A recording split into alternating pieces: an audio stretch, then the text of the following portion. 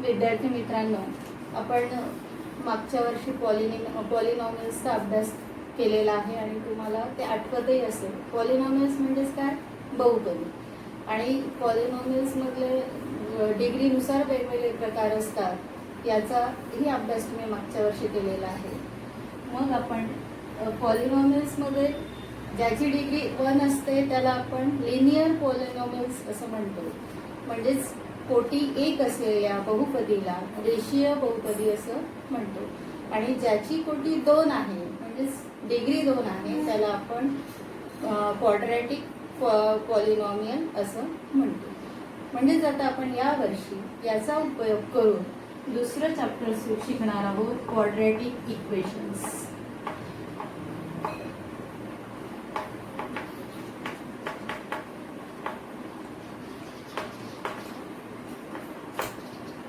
आता linear पॉलिनॉमियल्सचे examples काय आहेत?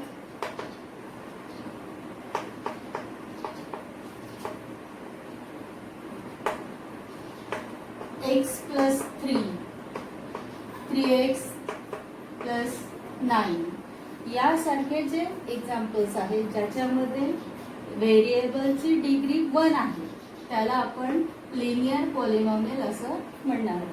पण ज्याची डिग्री 2 आहे म्हणजे x² + 2x + 5 यासारख्या एक्झाम्पल्सला आपण क्वाड्रॅटिक पॉलिनॉमियल असं म्हणणार आहोत. म्हणजे बघा, याच्यामध्ये डिग्री 2 आहे आणि तुम्ही मागच्या वर्षी शिकला आहात डिग्री 2 असेल तर त्याच्या टर्म्स 3 असायला हव्यात. म्हणजेच डिग्री 2 इंडेक्स 2 असलेला एक टर्म, पॉवर 1 असलेली दुसरी टर्म आणि तिसरी टर्म जी आहे म्हणजे 5 तिची पॉवर 0 अशा प्रकारे 3 टर्म्स असतील तर त्याला आपण क्वाड्रॅटिक पॉलिनॉमियल असं म्हणतो. आणि जर याच्या इक्वल 0 असेल तर त्याला आपण क्वाड्रॅटिक इक्वेशन असं म्हणणार आहोत. म्हणून क्वाड्रॅटिक इक्वेशनचा जनरल फॉर्म काय असेल?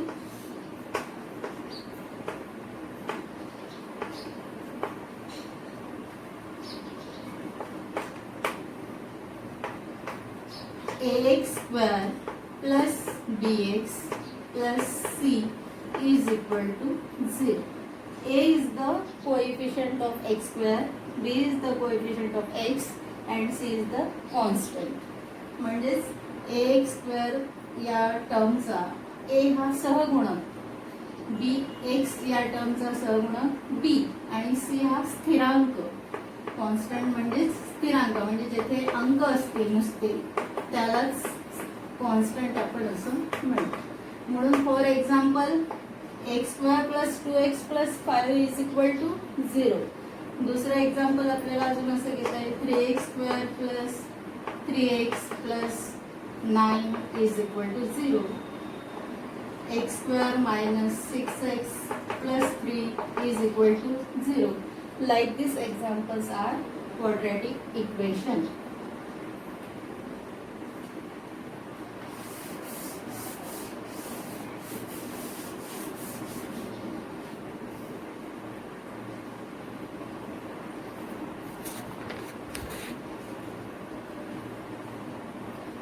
Now the roots of quadratic equation.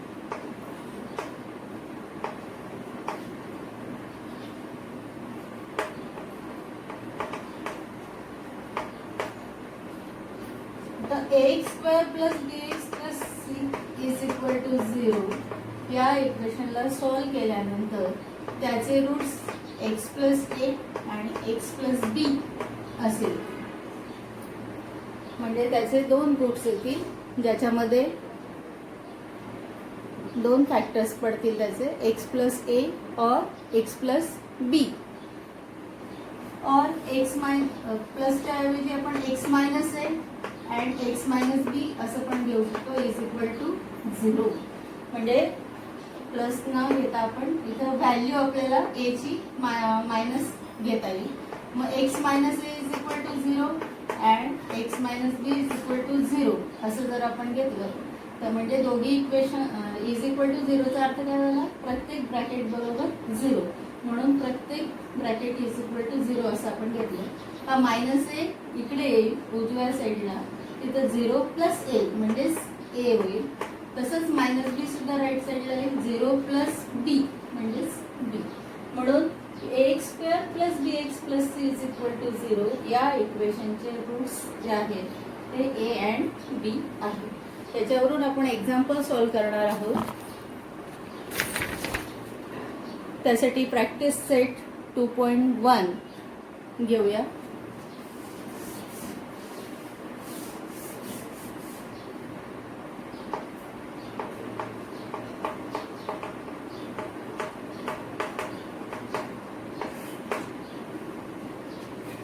त्यातलं पहिलं क्वेश्चन आहे राईट एनी 2 क्वाड्रॅटिक इक्वेशन्स. कोणतेही 2 क्वाड्रॅटिक इक्वेशन किंवा वर्ग समीकरण लिहा. त्याच्यामध्ये तुम्ही कुठलेही लिहू शकतात. आपण आता घेतले त्याप्रमाणे X square plus 5x plus 6 is equal to 0, X square minus 6x plus 5 is equal to 0, like this. कोणतेही 2 एक्झाम्पल लिहायचे. त्यानंतर आपण पुढचा प्रश्न असा आहे की तुम्हाला एक्झाम्पल्स दिलेले असतील आणि ते क्वाड्रॅटिक इक्वेशन आहे किंवा नाही हे ओळखायचं आहे. त्यातलं बघा x square plus 5x minus 2 is equal to 0. याची डिग्री 2 आहे, त्यामुळे ते आणि टर्म्स 3 आलेले आहेत आणि जनरल फॉर्म नुसार आहे म्हणून हे क्वाड्रॅटिक इक्वेशन आहे. पण जर तुम्हाला असं दिलेलं असेल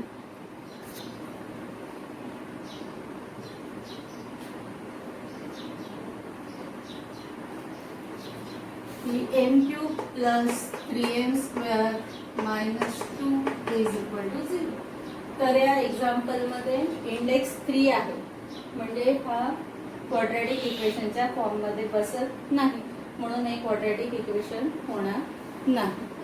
आता आपल्याला क्वाड्रॅटिक इक्वेशनचे जे एक्झाम्पल्स आहेत ते फॉर्म वेगवेगळ्या टाईपमध्ये दिलेलं असेल तर आपल्याला ते त्या फॉर्ममध्ये मांडायचं आहे. म्हणजे फॉर एक्झाम्पल असं दिलेलं असेल x square is equal to 3x minus 5. तुम्हाला लिहायचं आहे की ते जनरल फॉर्ममध्ये मांडायचं.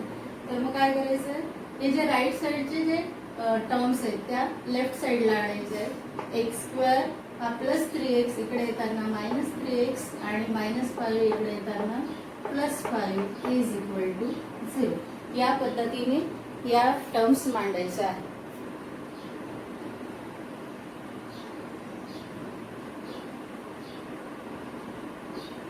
क्वेश्चन नंबर 3 मधला आपण बघा पहिला प्रश्न जर घेतला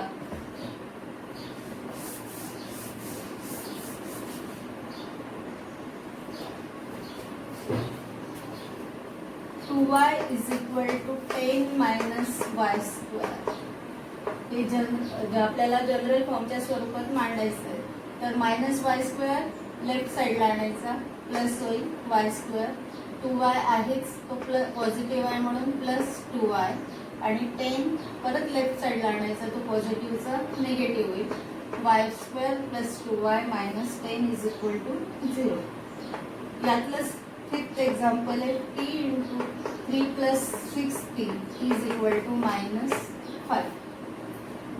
तर p ने आधी ब्रॅकेटमधल्या टर्म्सला मल्टिप्लाय करायचं. p into 3 3, p into 6p 6p square is equal to minus 5. आता जनरल फॉर्ममध्ये लिहायचं पहिलं डिग्री 2चं term 6p square plus 3p आणि राईट साईडचा मायनस 5 इकडे येताना प्लस 5 इज इक्वल टू 0. समजलं?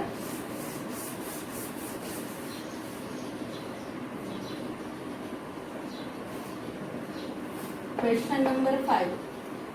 Find k if x is equal to 3 is a root of equation kx square minus 10x plus 3 is equal to 0.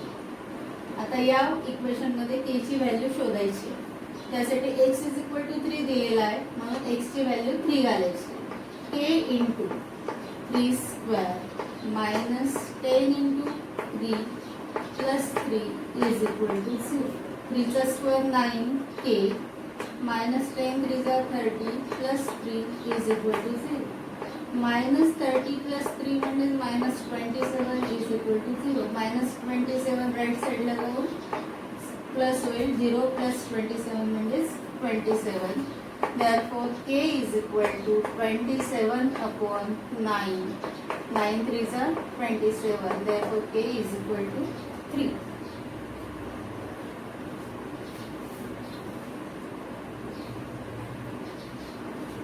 आता quadratic equation solve करण्याच्या वेगवेगळ्या methods आहेत. Factorization method, completing square method, formula method. तर आपण पहिल्यांदा factorisation method बघणार आहोत. की या मेथडचा अभ्यास मी आता 9वी मध्ये सुद्धा केलेला आहे. तर practice set 2.2. Solve the following equations, quadratic equations by factorisation. त्यातलं पहिलं एक्झाम्पल आहे x square minus 15x plus 54 is equal to 0. या ठिकाणी जी थर्ड टर्म आहे 54 ती आपल्याला घ्यायची आहे मल्टिप्ली, आणि असे दोन नंबर शोधायचे की ज्यांचं मल्टिप्लिकेशन 54 येईल आणि मधल्या टर्मचं कोएफिशियंट जो आहे मायनस 15 ती ॲडिशन आली पाहिजे. मग 9 6 जा 54 होतात आणि 9 आणि 6 या दोघांची ॲडिशन 15 होती. पण 54 ला पॉझिटिव्ह साईन आहे आणि 15 ला मायनस साईन आहे. मायनस मायनस प्लस होतं म्हणून मायनस 9 आणि मायनस 6 हे त्याचे दोन फॅक्टर्स झाले. कारण त्यांची ॲडिशन मायनस 15 होईल आणि मल्टिप्लिकेशन प्लस 54 होईल. आता ते मायनस 15x जागेवर हे दोघं टाकायचे, फक्त त्यांना x जॉईन करायचं. Minus 9x minus 6x plus 54 is equal to 0. आता पहिल्या दोन टर्म ज्या आहेत त्याच्यामध्ये कॉमन फॅक्टर शोधायचा. एक्स स्क्वेअर आणि एक्स याच्यामध्ये कॉमन एक्स आहे. एक्स स्क्वेअर मधला एक एक्स काढून घेतला, राहिला एक्स मायनस 9x मधला 9. आता उरलेल्या दोन टर्म मधला कॉमन शोधायचा आहे. 6 ने 54 ला डिवाइड होतो आणि म्हणून 6 कॉमन येईल आणि राहिला एक्स. आता इथे पॉझिटिव्ह आहे, आपण बाहेर निगेटिव्ह घेतलंय म्हणून मध्ये निगेटिव्ह. मायनस मायनस प्लस 6 9 जा 52. आता एक्स मायनस 9 दोघीकडे आलेला आहे, तो सारखा आहे म्हणून त्याच्याऐवजी एकदाच लिहायचं एक्स मायनस 9 आणि ब्रॅकेटच्या बाहेरच्या ज्या टर्म्स आहेत त्या दुसऱ्या ब्रॅकेटमध्ये घ्यायच्या. X minus 6 is equal to 0. आता प्रत्येक ब्रॅकेटची व्हॅल्यू 0 आहे असा त्याचा अर्थ होतो, म्हणून x minus 9 is equal to 0 and x minus 6 is equal to 0. हा मायनस 9 राईट साईडला आणायचा आहे, तो प्लस होईल. म्हणजेच x is equal to 0 plus 9 म्हणजेच एक्स इज इक्वल टू 9 आणि एक्स इज इक्वल टू तसंच मायनस 6 पण इकडे जाताना प्लस होईल. 0 plus 6 x is equal to 6. म्हणून या इक्वेशनचे सोल्युशन आले 9 and 6.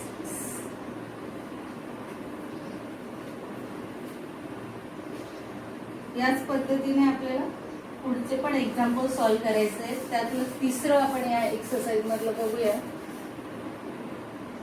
2y square plus 27y plus 13 is equal to 0. आता बघा इथे थोडंसं बदललंय. 2y स्क्वेअर म्हणजे इथे y स्क्वेअरच्या कोएफिशियंट 2 आहे. पहिल्या एक्झाम्पल मध्ये एक्स स्क्वेअरचा कोएफिशियंट 1 होता.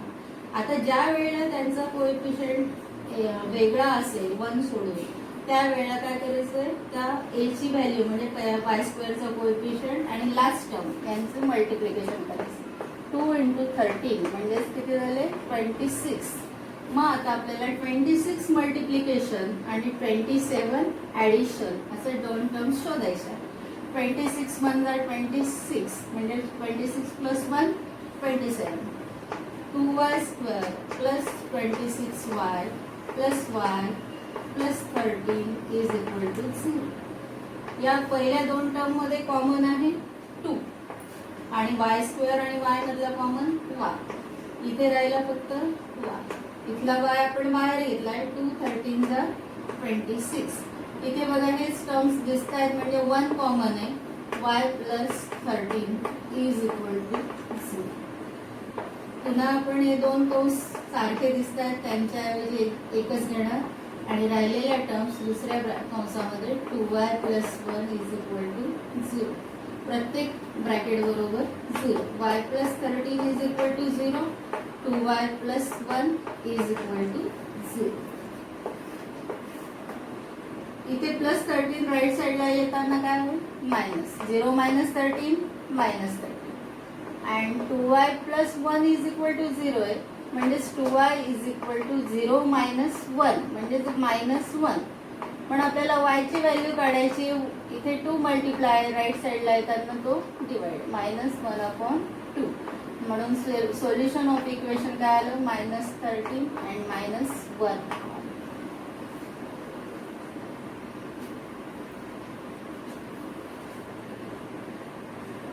आता 5th नंबरचं एक्झाम्पल बघूया.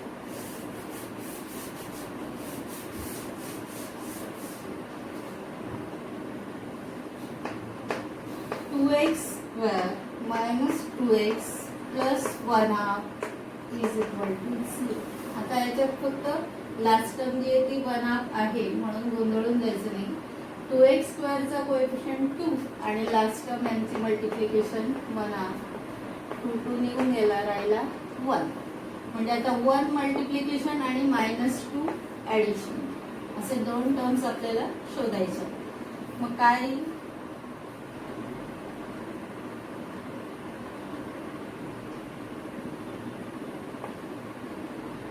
-2 यायला पाहिजे ना आणि 1 मल्टिप्लिकेशन -1 -1 कारण 1 पॉझिटिव्ह आहे. -1 -1 -2 होईल आणि minus minus plus 1 × 1 1. 2x² - 1x न लिहिता फक्त x लिहिला -x + 1/2 = 0. यांच्यामध्ये फक्त x कॉमन आहे. 2x - 1. आता इथे आपल्याला -1/2 घ्यायचा आहे कॉमन कारण आपल्याला x इथं दिलेला आहे म्हणून 1/2 कॉमन घेतला. 1/2 × 2x. बघा हा 2 निघून जाईल म्हणजेच फक्त x राहील. प्लस सॉरी इथे प्लस आहे म्हणून आपण बाहेर मायनस घेतलं म्हणून मध्ये पण मायनस मायनस मायनस प्लस 1/2 ने डिवाइड केलं 1 निघून. म्हणजे आपला एक ब्रॅकेट आला 2x - 1 दुसरा x - 1/2 = 0. 2x - 1 = 0 आणि दुसरा ब्रॅकेट x - 1/2 = 0. हा -1 राईट साईडला येताना प्लस होईल. 0 + 1 म्हणजेच 1 आणि 2 इथे मल्टिप्लाय इकडे येताना डिवाइड 1/2. इथे -1/2 राईट साईडला येताना प्लस होईल. 0 + 1/2 म्हणजेच 1. म्हणजे बघा या इक्वेशनचे दोन्ही सोल्युशन्स 1/2 आलेले आहेत म्हणून सोल्युशन ऑफ इक्वेशन इज नुसतं 1/2 लिहिलं तरी चालेल आणि 2 वेळा लिहिलं तरी